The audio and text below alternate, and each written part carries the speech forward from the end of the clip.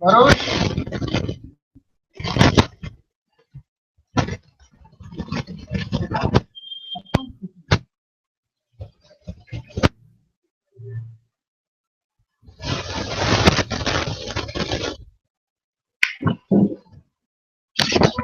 Hi, good morning. This is Hariom from Chennai.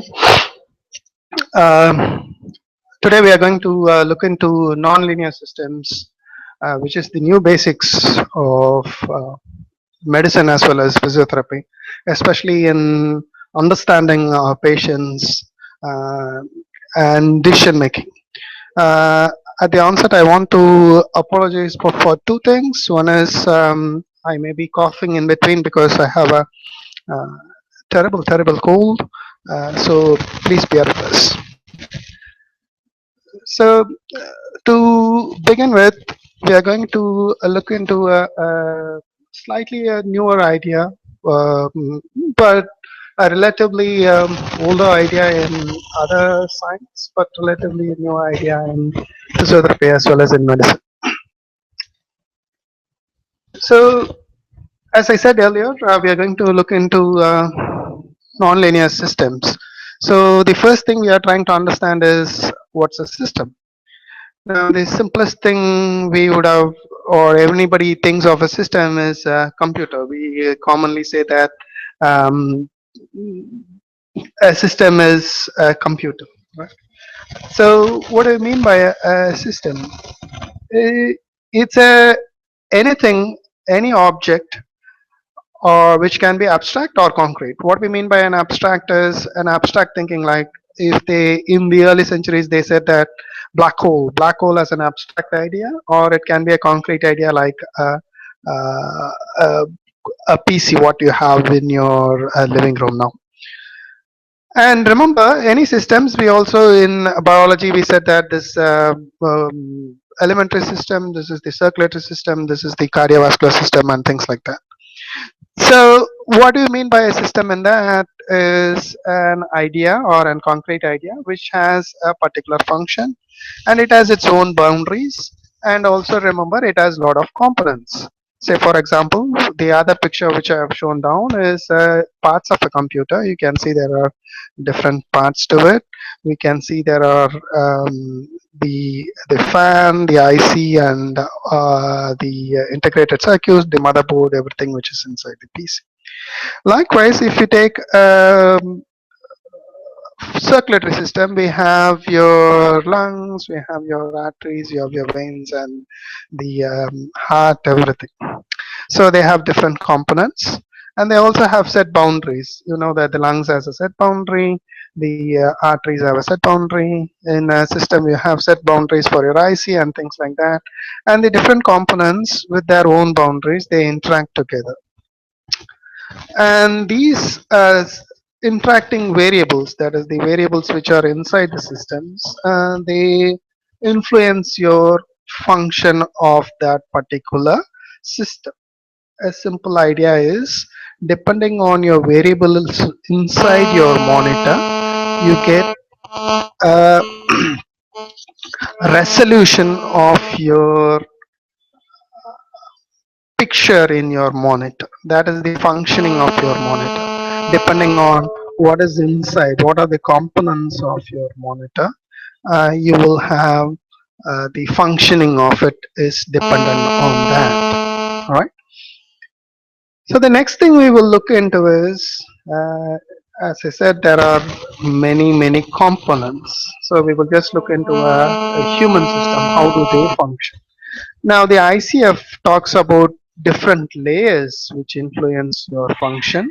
The layers can be body function, that is your how your heart functions, how your muscles function, and things like that.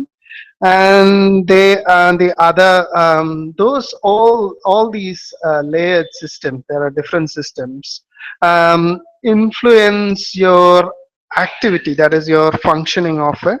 The activities are walking and things like that, walking, eating, all their activities of daily living. And participation is your social participation, going to work, going to a job, and things like that. Now remember, The ICF talks about two things. One is the environmental factors, that is the extraneous factors which are influencing your extravenous factors which are influencing your function, as well as personal factors. This is a simple ICF. I'm not going into the ICF model of it, but just to say that there are different layers or different parts of what are influencing your function. Say, for example, if I have to go to college, what are the things which are influencing that particular function?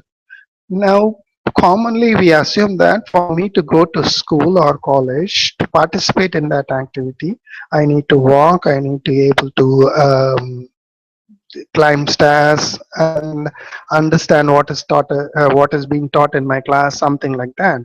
But the ICF looks at it to a broader picture, and it assumes that, or it also explains that that is not what, that alone cannot um, influence your function. And one of the important things which might influence is your ability to pay for college, where the college is situated, whether you're interested in that particular subject, whether you like the teaching, whether you like your classmates. All these things influence your participation. So there are different layers to how your human system functions. Now, most of the time, there are two types of systems we consider in all our living activity, in a natural environment. One is called as the simple system, another one is called as the complex system. Now, in a philosophical understanding of any systems, even though we know that there are simple and complex systems, we consider most of all our systems, whether they are simple or complex, into a simple way of understanding. Say, for example, if we consider this as a complex system, what I mean by a complex system is which are very many layers rather than a simple one and one layer. Say, for example, a simple system can be a pendulum, or 2 plus 2 is equal to 4. That's a simple system. A complex system is many layered like this, and most of the time we have this philosophical idea whether it is a simple system or a complicated system. If we reduce it into simpler parts or its constituent parts, we can understand it. Say, for example, a low back pain. We know that it is a complex interaction of, that is, the low back pain is produced because of the complex interaction of your muscles, your joints, your ligaments, and most importantly your brain or the nervous system. And we always think that if we look into specific components like your muscle, your ligament, and things like that, we can understand that. That is what we mean by philosophical approach of understanding complex system. So that is our conventional thinking in medicine. We call it as a reductionism. Now, in this picture, you can see that there is a component A or a, variable B, C, D, and also an E also. So that to make it understand that there are many layers to the functioning, and the function is your F, right? So in a reductionistic understanding of our how our brain works, we think that if we understand A and understand B and understand C, or the understanding between what happens between A and B, we think that we can understand F or the function. So we think that if we remove muscular tightness, we can influence the function in case of back pain. That's what we mean by a linear understanding. We think that a simple Zika virus, right? That is the biggest problem nowadays in southern, Western Hemisphere, especially the South African, South American countries. Now, most of the time we consider that malaria is caused by Zika virus, which is carried out by a mosquito. So if we have here B as your C as your Zika virus and D as your mosquito. So if we have Zika virus plus a mosquito, it will lead to it will lead to infection, that is the Zika. Now we know that it is not that simple, but there are some complex understanding to that also. We will come to that later. So that's how we understand any system. So we tend to reduce that system into its parts. That is, as I said, malaria. Okay, we will find out what is the exact virus. If it is back pain, we will understand, or we will try to find out what is the exact muscle which has been improperly working. That is most of our way of thinking. That's called as a linear understanding. Now, even in complex or a complicated machinery like this IC, right?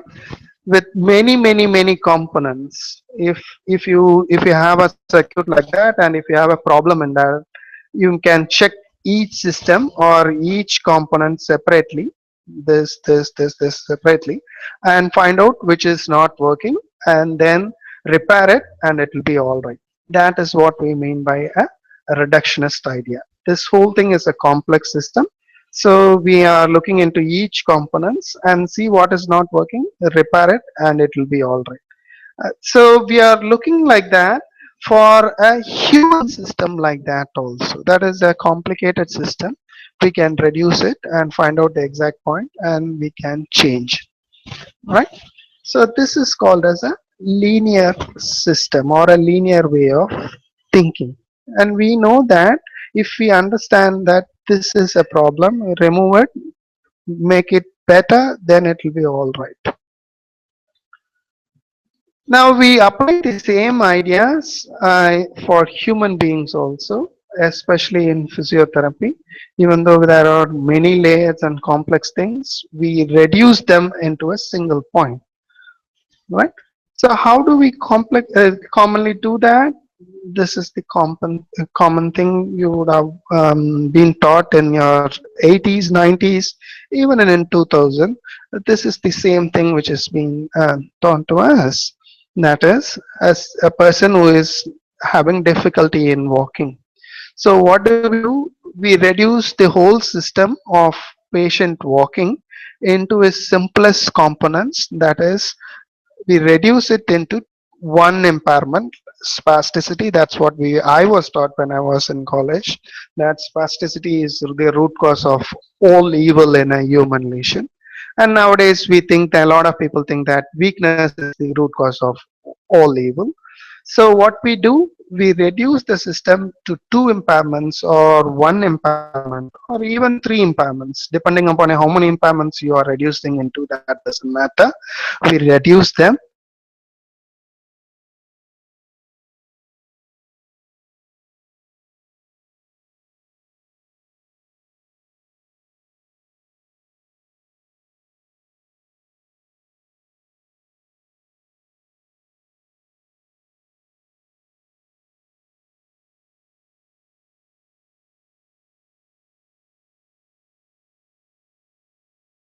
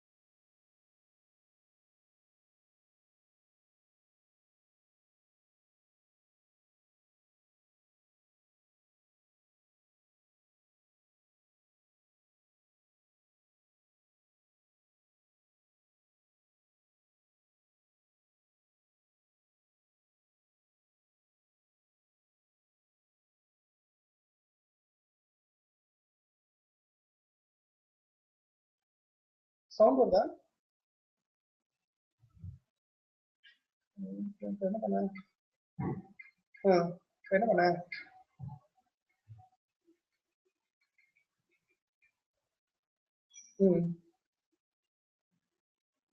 என்ன பண்ண? நெட்ல எனக்கு காமிக்குது. காமிக்குது எனக்கு. காமிக்குது எனக்கு. Live போகுது. ஆனா பாதி வந்துட்டு இருக்குங்களா?